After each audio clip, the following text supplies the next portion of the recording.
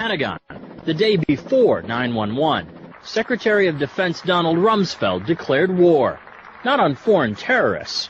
The adversary is closer to home.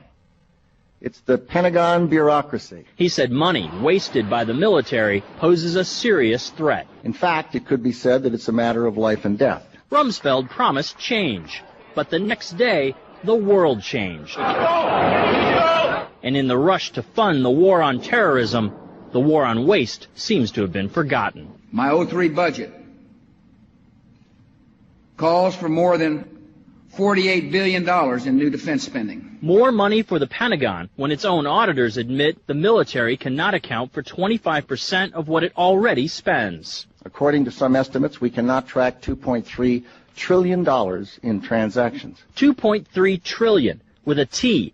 That's $8,000 for every man, woman, and child in America. To understand how the Pentagon can lose track of trillions, consider the case of one military accountant who tried to find out what happened to a mere $300 million. We know it's gone, but we don't know what they spent it on. Jim Minery, a former Marine turned whistleblower, is risking his job by speaking out for the first time about the millions he noticed were missing from one defense agency's balance sheets. Minery tried to follow the money trail, even crisscrossing the country looking for records. The director looked at me and he says, "Why do you care about this stuff?" It took me aback, you know.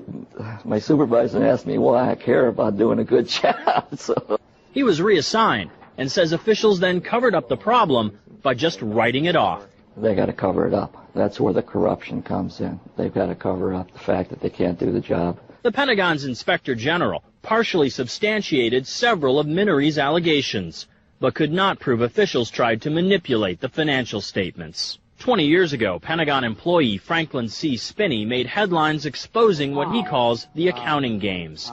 He's still there, and although he does not speak for the Pentagon, he believes the problem has gotten worse. Those numbers are pie in the sky. The books are cooked routinely year after year after year. Retired Vice Admiral Jack Shanahan commanded the Navy's Second Fleet the first time Donald Rumsfeld served as Defense Secretary. With good financial oversight, we could find $48 billion in loose change in that building without having to hit the taxpayer. In the 2.5 minutes since this report began, the Pentagon has spent nearly $2 million, and it may never know where 25% of those tax dollars went.